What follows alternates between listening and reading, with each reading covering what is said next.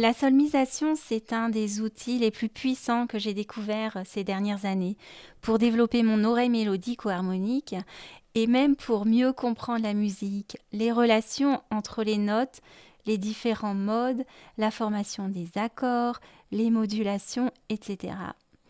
Pourtant, il est très peu connu dans les pays francophones, alors qu'il est assez répandu dans les pays anglo-saxons.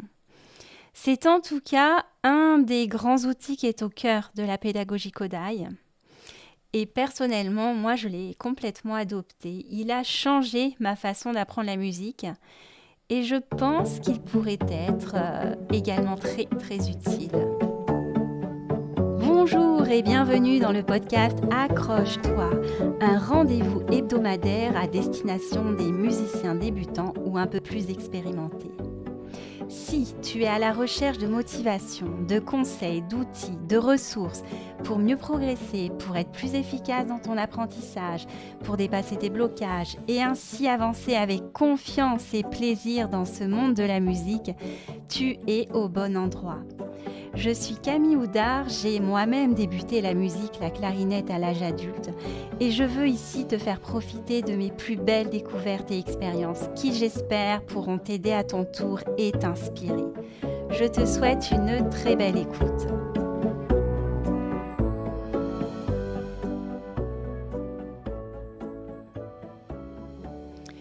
Salut, j'espère que tu vas bien.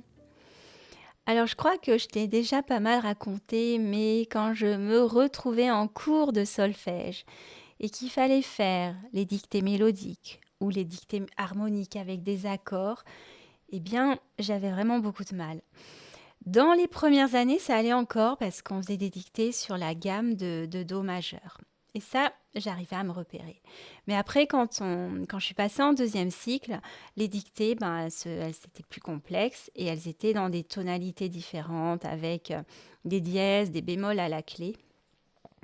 Et là, c'était vraiment difficile parce qu'il aurait fallu que je développe mon oreille absolue. Et là, j'avais beau m'entraîner, j'ai vraiment l'impression que c'était mission impossible. Et puis j'ai également essayé de travailler à partir des intervalles.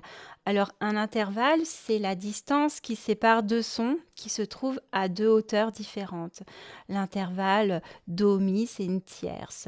L'intervalle Do-Fa, c'est une quarte. L'intervalle Do-Sol, Do-Ré-Mi-Fa-Sol, on compte, il y a 5 notes, c'est une quinte. Et donc, pour travailler ces intervalles, la méthode, la meilleure façon de le faire, c'est de retenir des débuts de chansons qui correspondent à ces intervalles. La plus connue, c'est la Marseillaise, ça fait ta ta ta ta, et ça, c'est une quarte. Do, fa. Donc ça, je me suis entraînée. C'est très bien. Mais quand je me retrouvais en train de faire ma dictée de notes, mais c'est également la même chose quand j'ai essayé de reproduire sur mon instrument, le temps de me dire: «Ah oui, ça c'est ta ta, ça c'est la quarte. Alors on part du sol, ça fait sol, la, si, do. Ah, c'est un do!» Ça prend trop de temps et donc j'y arrivais pas mieux. Donc ou bien ça m'aurait demandé beaucoup, beaucoup de pratique pour tout de suite, tac, ah oui, ça c'est la carte, tac, tac, je connais par cœur, la carte du sol, c'est un do.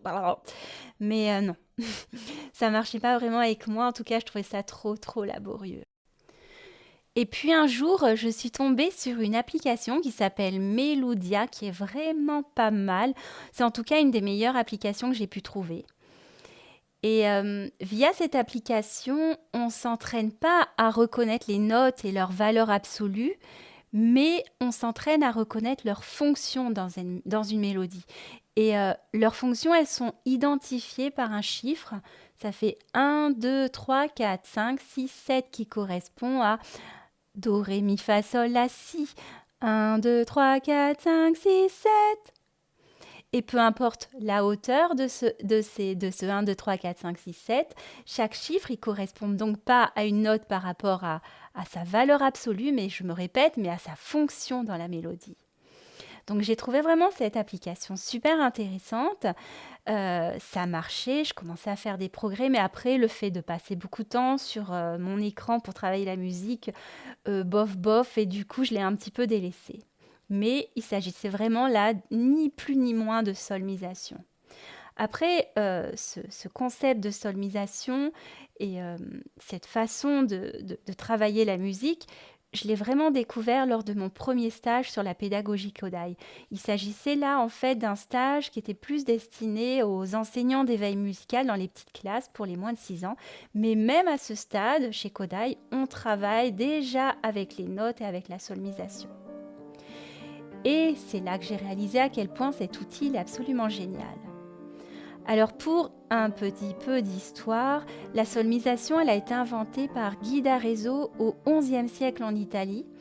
Donc Guy d'Arezzo, c'était un moine bénédictin qui enseignait la musique dans l'abbaye de Pomposa qui est située au nord-est de l'Italie. Et il a créé une méthode pédagogique pour aider les moines à mémoriser plus facilement leurs morceaux.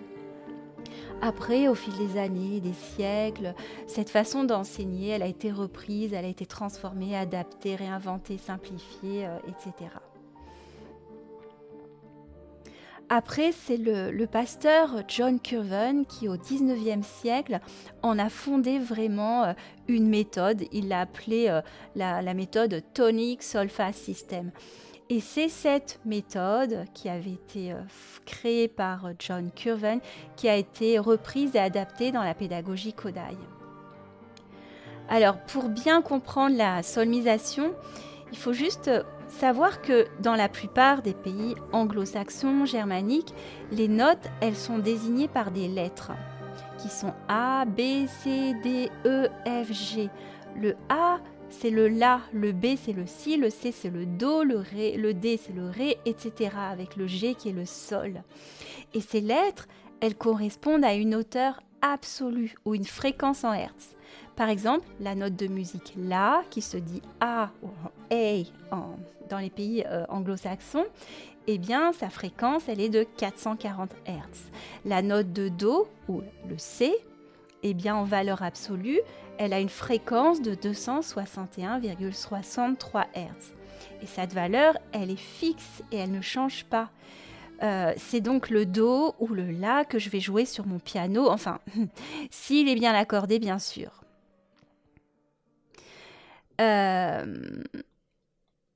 Et donc, dans ces pays, soit on utilise les lettres pour désigner les notes aux valeurs fixes, soit on va utiliser nos lettres, notre notation à nous, do, ré, mi, fa, sol, la, si, do, pour basculer en solmisation. Après, ils vont pas dire do, ré, mi, fa, sol, la, si, do, ils vont dire do, ré, mi, fa, sol, la, ti, do. Il y a une petite variation, mais très légère.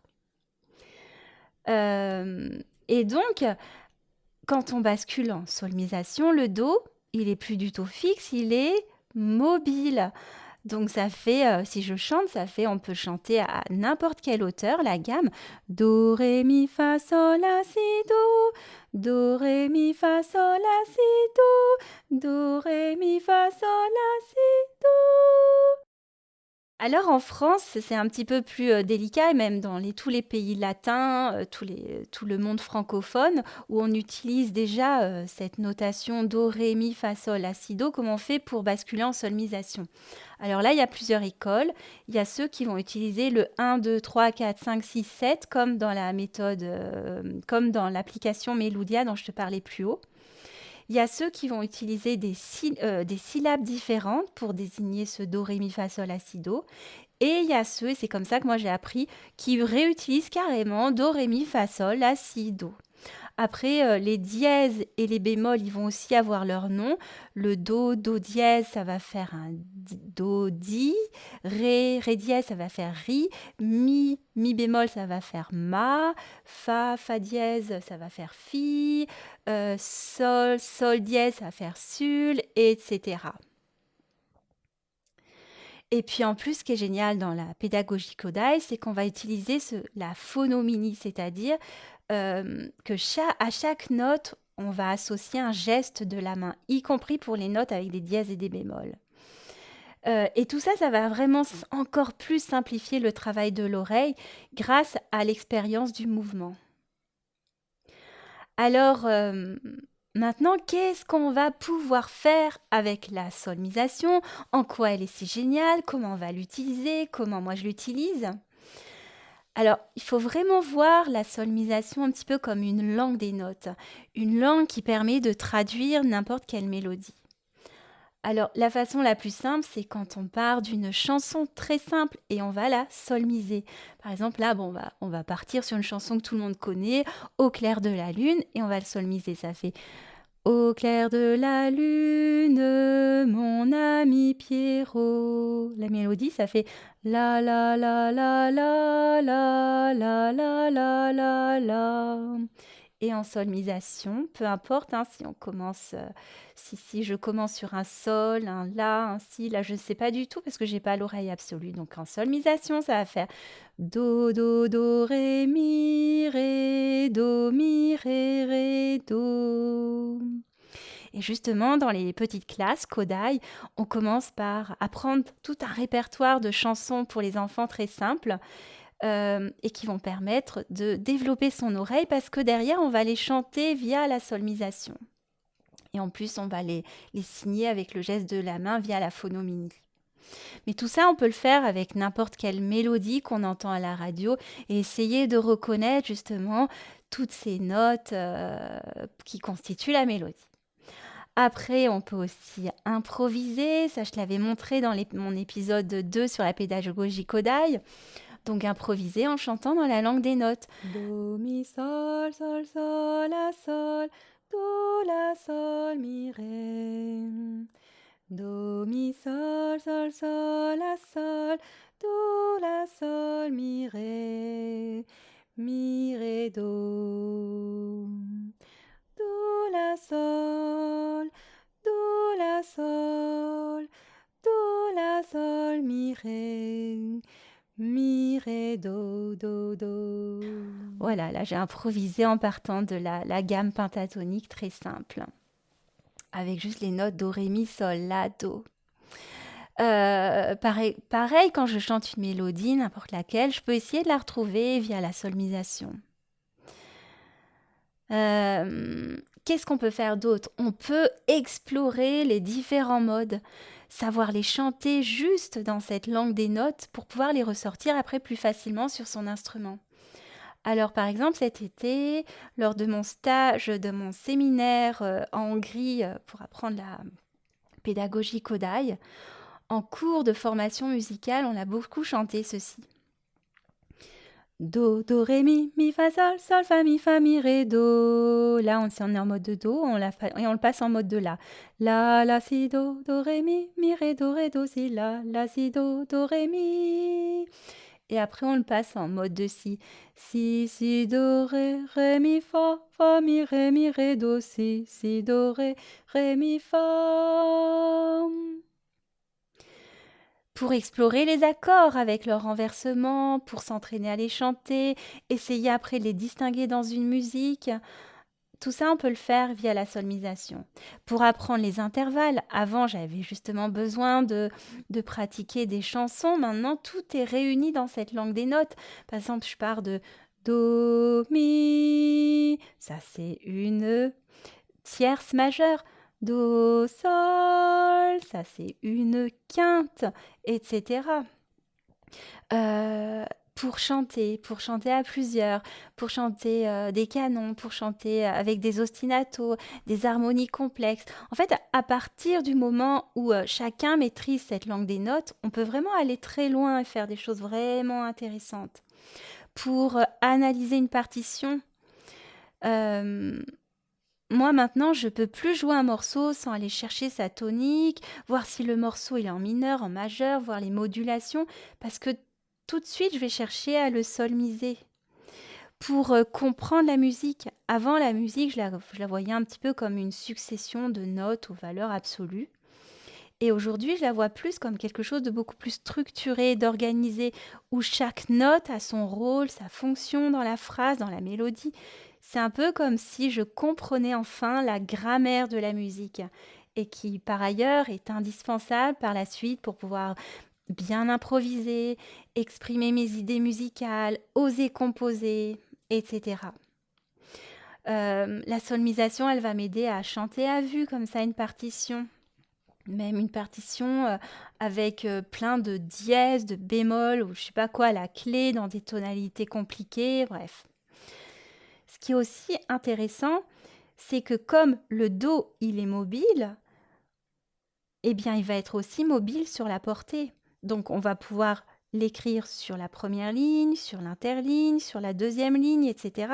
Et les autres notes, on va les déduire par rapport à ce do.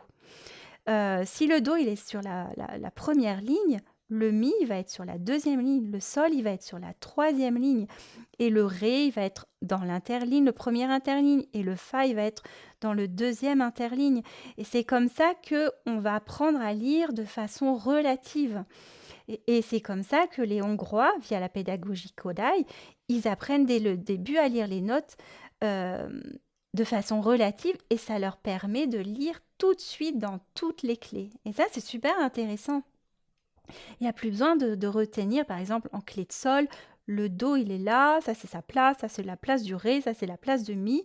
Après, en clé de fa, il faut réapprendre d'autres positions. Là, le schéma, c'est vraiment, on lit par rapport à ces lignes, à ces interlignes. Et puis évidemment, associé à la phonomini, la solmisation, c'est un outil qui est super ludique, que les élèves, les petits, les grands apprécient énormément, qui permet de faire plein d'activités chantées, de jeux et tout ça. En tout cas, moi, cet outil, il m'a totalement simplifié et facilité ma vie de musicienne.